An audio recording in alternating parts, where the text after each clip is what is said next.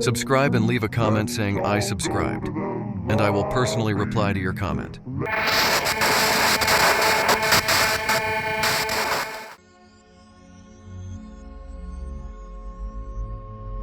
It was a cool December evening in 1989, and Irene Franco and her boyfriend, Jesus Martinez, had planned a simple night, a late showing at their local drive-in movie theater in Carson, California. The couple, both in their early 20s, settled into their car, unaware that their quiet date would soon become a nightmare. As the opening scenes flickered across the screen, an armed figure emerged from the shadows. Daryl Tamal Ragsdale, a man whose intent was far darker than theft. In an instant, their night of innocent romance transformed into a harrowing battle for survival. His primary motive was robbery, but the situation quickly escalated into something far more sinister. With a gun aimed at them, Franco and Martinez were yanked from the safety of their car, their world upended, transforming what had started as a night of entertainment into a traumatic ordeal. Martinez, terrified but doing everything he could to comply and protect Franco, was forced to drive the vehicle at Ragsdale's command. For a harrowing stretch of time, Ragsdale controlled every moment of the couple's lives, threatening them with violence as they were driven away from the movie theater and into an area where they would be isolated. At some point during this terrifying drive, Ragsdale separated the couple. Martinez was able to escape and survived the ordeal, though the exact details of his escape are unclear. Irene Franco, tragically, was not as fortunate. Ragsdale brutally murdered Franco after the abduction, and her body was later discovered, bringing a tragic end to what had been a night of horror for her and her loved ones. She was found fatally shot, leaving behind a devastated family and a case that would haunt the community of Carson for years to come. For more than 3 decades, the case of Irene Franco's murder remained cold. Investigators struggled to find enough evidence to charge anyone for the crime, and Ragsdale evaded justice until advances in forensic technology, as well as persistent investigative work, finally tied him to the crime. In 2010, after years of delays, Ragsdale was convicted for the killing of Franco, bringing long overdue justice for her family. The Los Angeles Superior Court jury took just 20 minutes to convict Ragsdale of first-degree murder. The jury, comprised of 8 women and 4 men, also found Ragsdale guilty of 2 counts of kidnapping for robbery. These charges stemmed from the abduction of both Franco and her then-boyfriend, 24-year-old Jesus Martinez, on the night of the murder. Ragsdale's conviction came with 2 life sentences, plus an additional 37 years, underscoring the gravity of his crimes.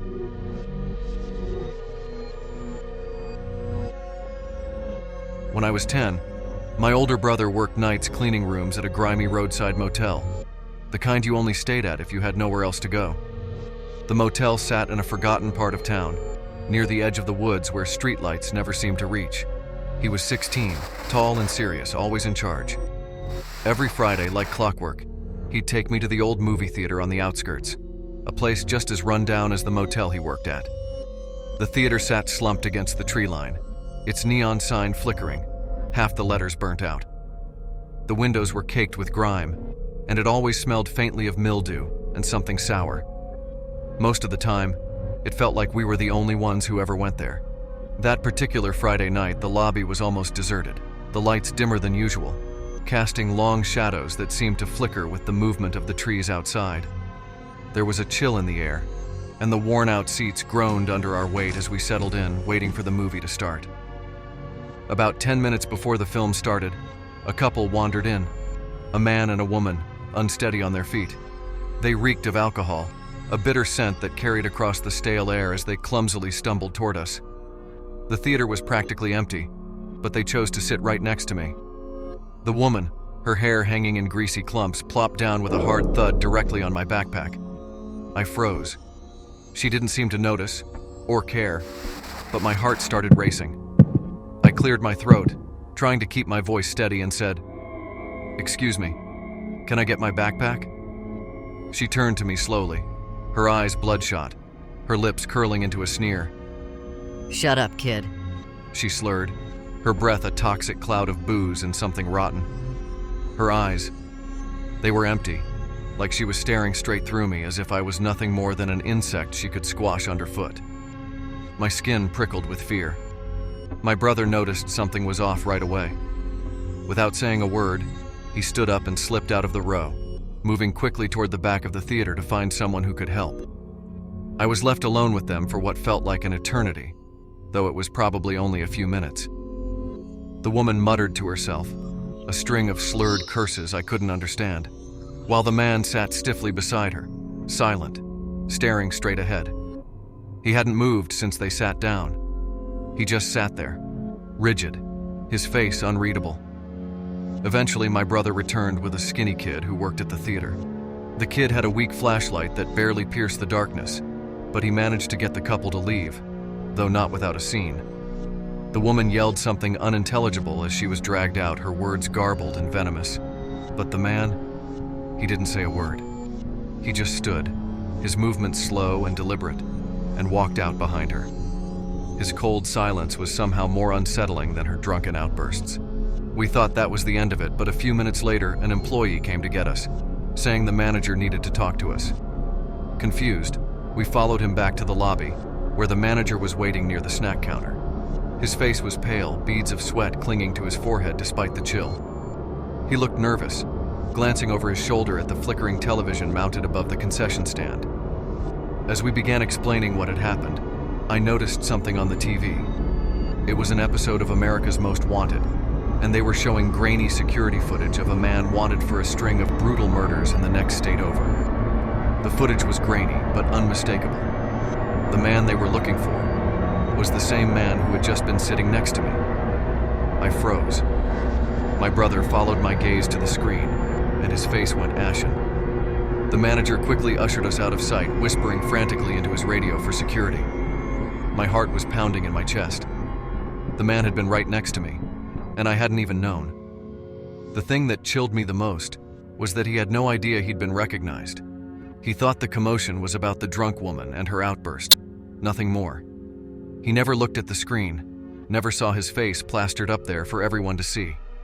He just stood there, calm and collected as the security guards approached. He didn't resist when they took him away, thinking he was just getting caught up in someone else's mess. When the police arrived, they quietly led him out of the theater in handcuffs, his face still a mask of eerie calm. I never went back to that theater after that.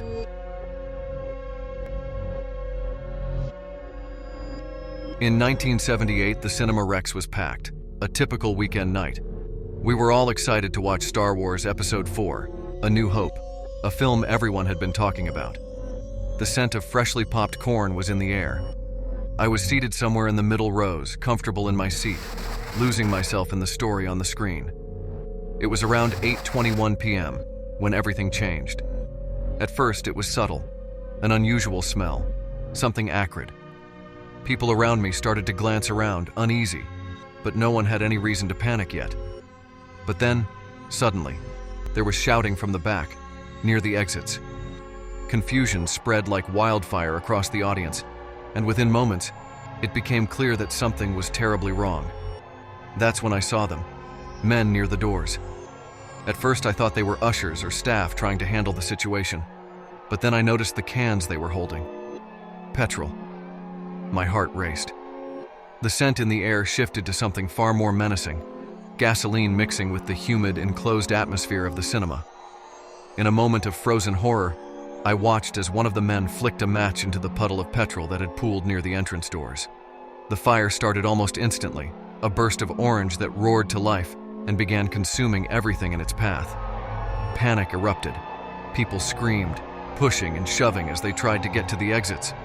But the men, the attackers, they had barred the doors, and now they were blocking them from the outside. The flames spread quickly, and the smoke, thick, black, suffocating, began to fill the cinema. I could barely breathe, my throat and lungs burning with each frantic breath. The heat was unbearable, the sound of crackling fire and screams deafening. Instinct took over, and I scrambled toward the roof, following the wave of people who had the same desperate idea.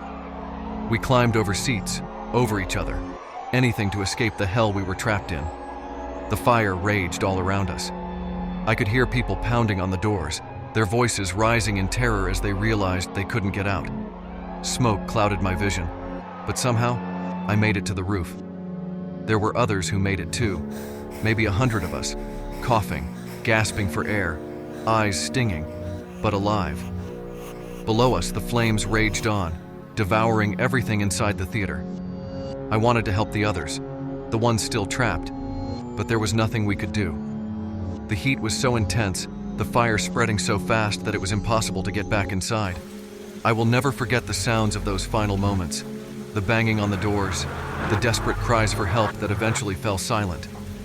When the fire was finally extinguished, the aftermath was devastating. Of the hundreds of people inside, at least 377 were dead. I later heard that more than 200 others had been injured, many of them so badly they would never be the same. It was a massacre, pure and simple. As I stood there on that roof, numb and shaking, I couldn't comprehend the evil it took to commit such an atrocity.